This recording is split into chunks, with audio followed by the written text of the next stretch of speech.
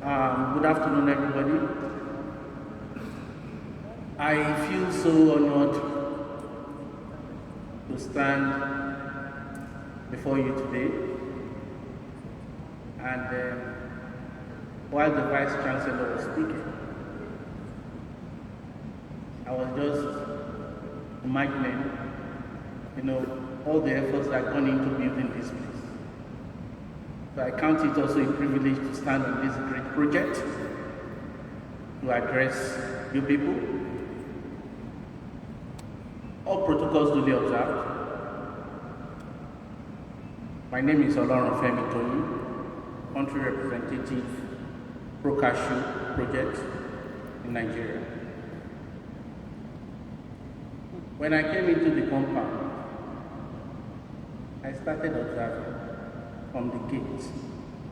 And I started wondering, I said, where are the students? I got to the hotel. I met organization. I entered the rooms. They were sparkling. It did not end there. They took us around the school.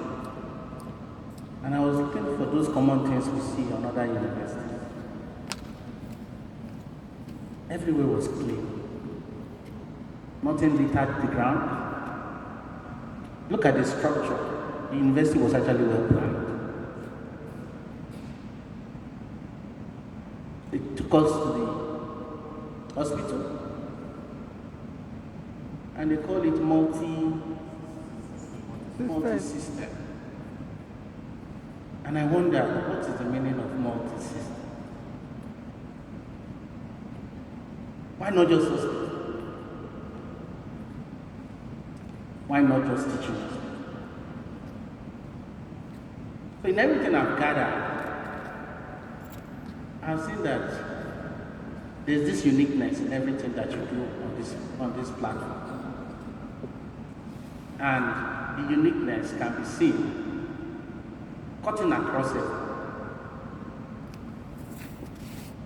We went into some units. I saw very huge facilities. And it brought a sad memory, a mixed one. My dad died of prostate cancer. And what I began to tell myself at that point, why is it that I never knew of the multi-system hospital? And I felt back at that point. Because if I had known about this particular facility, it wouldn't cost me and my siblings anything to make sure that our dad is still counting some years. Please. Anyway, the Bible says in everything, we should give thanks. I'm happy that I have the opportunity to save more life, even though I couldn't bring my dad here. Today, this is a reference point. Because anybody that has these problems, we go to the federal hospitals. And you see, before the federal hospitals attend to you, the damage has what? The damage has been done. And that is the classical experience of what my dad went through.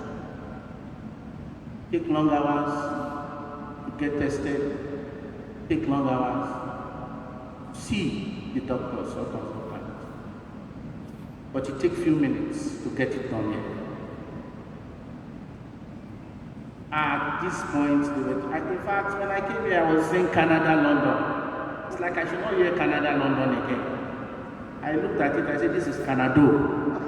Because when you add the Ado to the Cana, it gives you Canada. So inside my head, I was like, what can I give this institution? To give that, when the Vice Chancellor stood there and she was talking, she said, one of the recognized universities in the world. The man who went to one of the recognized has now brought something that should also be one of the recognized. If they are talking in London, they should say, Afel Babalola University is one of the recognized universities in the world.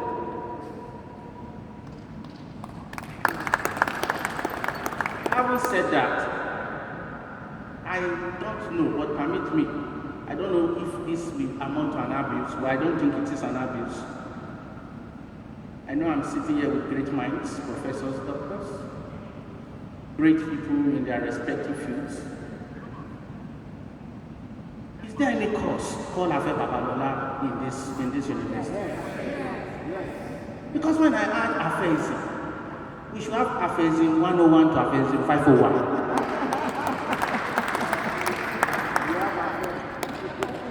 And the reason why I say so is this. It is rare for you to see people like this. Nigeria has 50 Afe Babalolas who will be a London in Africa. But the sad reality is that we don't have people like this. We need to teach Afe Babalola to people. And why I'm saying this again is because I asked another question before we got to this point. I said, where are the churches and the mosques on the campus? And professor said, you don't wear your religion yet. This is one of the big mistakes that is killing Nigeria. Institutions of learning, we've allowed ourselves, directors, professors, wear their religion. And the peace that binds us together has been destroyed by this single attitude. What then again can we say about this people? And why can't we teach him? I would like to see what the training curriculum looks like. Because I feel that we should try as much as possible to extend this. If it is possible to teach Afe Babalola in other universities, please let's promote it. It is what doing. Without taking much of our time, when Dr. Festus recommended Afe Babalola University, even though sometimes I can be very controversial, I did not hesitate. I've been thinking of Afe Babalola is a name that any Nigerian, when they say Afe Babalola, you may not know the man, but at least you've heard something about him. It's an household name, permit me to say that. That's okay, fine. And immediately, something told me, says, this project will be great if you come to this university. I've not stepped my legs into the university. We're supposed to go to Ibadan, and Dr. Festus called my attention that, Papa is already looking forward to receiving us. Immediately I said, fine, no problem. I want to see Baba. Whatever it takes, and I want Afe Babalola to host the casual Zion Garden. So instead of going to Ibadan, I've paid for my tickets. 5 of us, 6 of us, we've paid for our tickets to come to go to Ibadan today. We had to put that ticket aside and book another ticket to Akure. Just because we wanted to see them. And I'm happy that it is a dream come true already. You see, the way Baba envisioned the university, just like the professor of mine mentioned, that they will upgrade this. I'm sure the plan is somewhere, you are following the plan. Isn't it? And that is what a vision is all about. So I want to encourage Baba and the supporting team. I've learned another word now. Going forward, I'll not look at my staffs and call them employees. Or I'll call them supporting team. These are things we do to make people feel wanted. Now, CNFA, what do we do? We're an international non-profit organization. We have our headquarters in the United States of America, and we are actually into, working in the agricultural value chain. In CNFA, we believe that there must be an end to hunger. In CNFA, we believe that we must teach people how to cultivate entrepreneurship. In CNFA, we believe in a prosperous society. And because of all of these values, we have a lot of interventions in West Africa, supporting livelihoods of farmers in rural locations, in rural communities, helping them to increase income, helping them to access knowledge on new agricultural practices, and also supporting different countries to undertake research, to unlock access, to improve planting material for farmers. We started the Pro-Cashew project in Nigeria in 2020. Just like Dr. Festus mentioned, we're in 5 countries. Our mandate in Nigeria is to see how can we increase farmers' productivity from cashew. Cashew is fast, is one of the crops that is recognized now, helping farmers against hunger.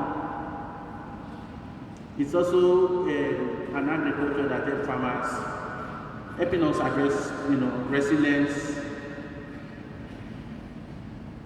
climate issues, because it's about 3 crops. We've seen a lot of problems that requires immediate solutions. And some of these problems has to do with lack of technical know-how on the part of the farmers. Our farmers in Nigeria don't even have access to improved variety.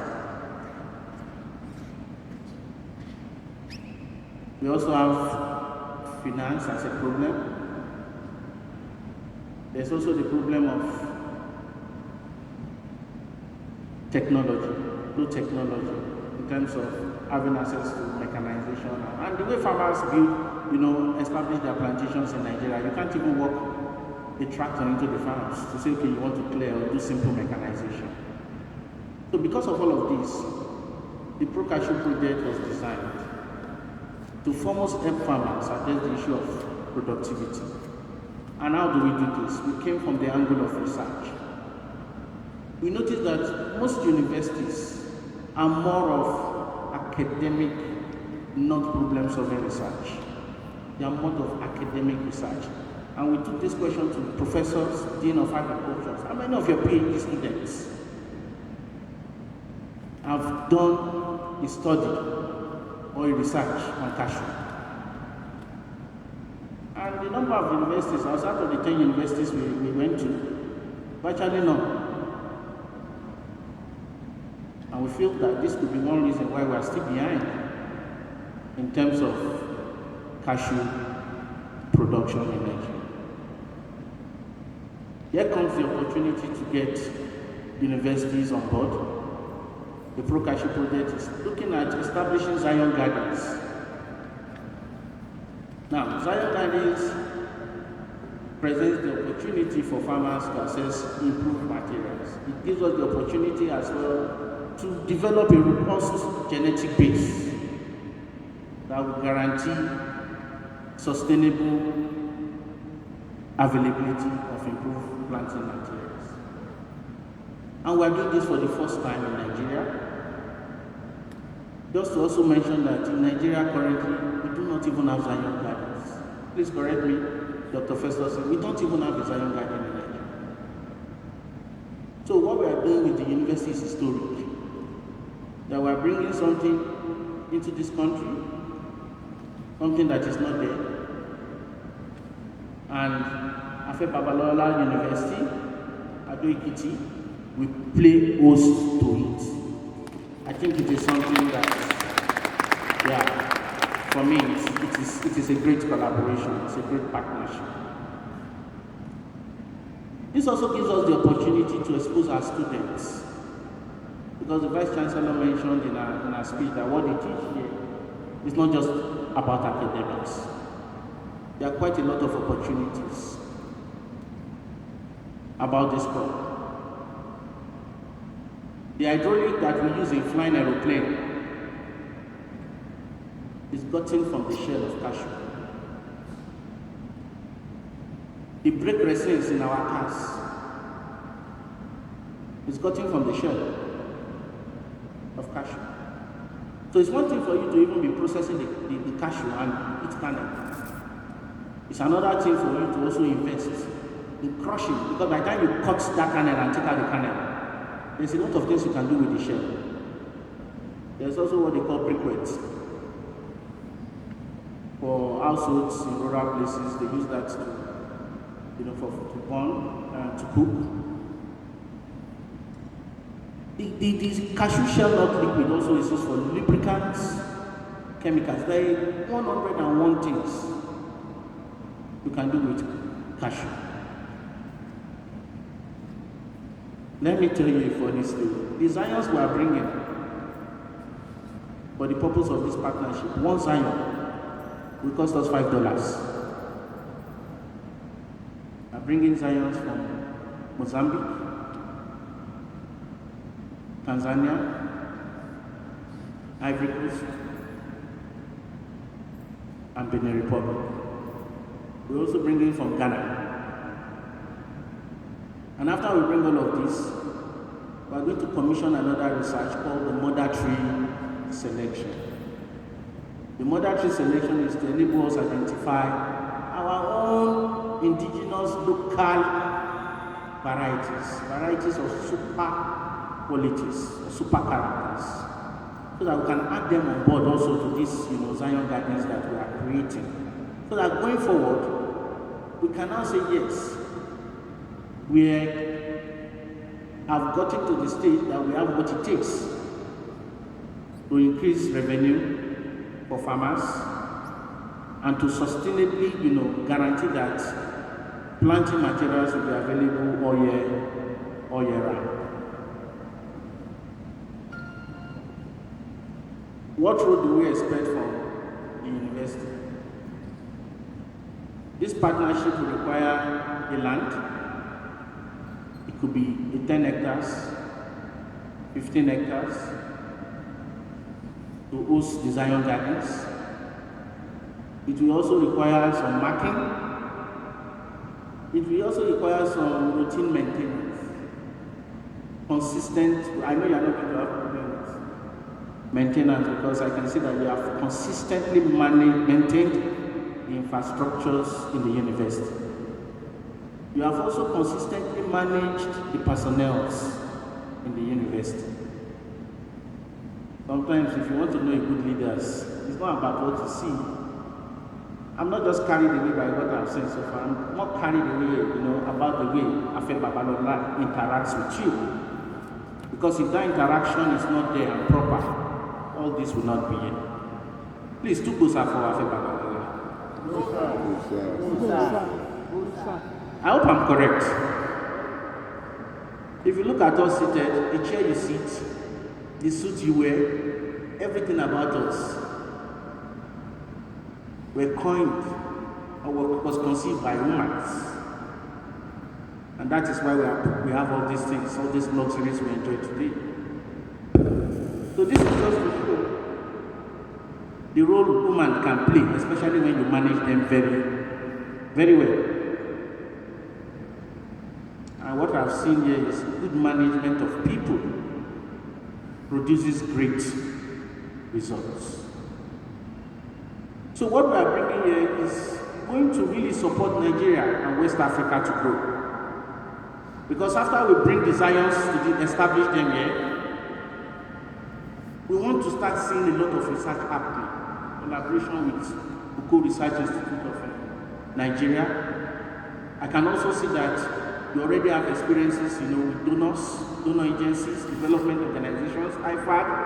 I worked with IFAD on a Rockefeller project recently in northern Nigeria, and I'm happy to see that you already have you are already building, the capacity. And this is an added opportunity for you to work with CNFA. The project we are currently implementing is funded by United States Development Agency. They are the one actually funding this project. And it will be good to see that this partnership is going on well, so that subsequently, when CNFA is no longer there, they can take up this partnership with Afe Babalola.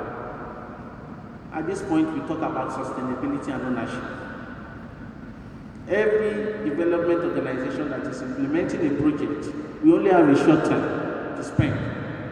But when we go, everybody is curious what happens after. And I can assure you that we will also use this project to tell the story of Afe Babalola to the world.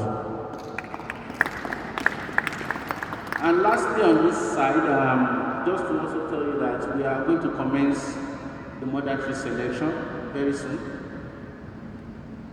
We are bringing in an international consultant for these purposes. But the international consultant will work closely with Cocoa Research Institute of Nigeria, FMAC, and some local consultants. I also want to extend the invitation to the management of this institution. If you are interested, why not?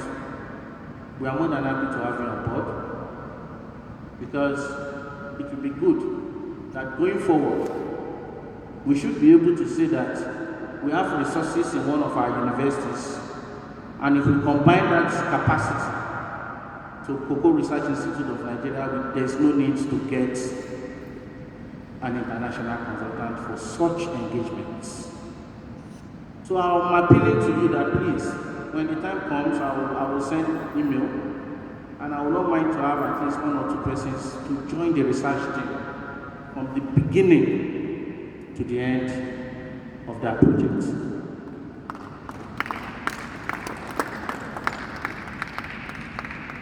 I think for now, I would like to hand over to Professor of Mine. And thank you very much. Despite the short notice, I've seen the high level of organization, the arrangements that were made to facilitate this visit. It was just a phone call, and I was just amazed to see the protocols. I felt so honored when I saw 2 jeeps waiting to pick me from the airport.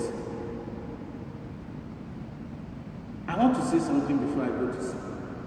It's always been my dream that one day, very soon, I will move beyond Afe Babalola to replicate this dream, this vision. We share something in similar. A well-respected, a successful lawyer. I am a lawyer as well. Unfortunately, I did not practice. I've been in the development sector for the past 10 years, leading different programs for different international agencies. Currently leading a $23 million project that has brought us here. But I've always told myself, I'm going to have something like this. So I key to the anointing of these people. And I key to the anointing and the blessing on Baba's life. And because I'll stand here to talk, it will come to pass. Thank you very much.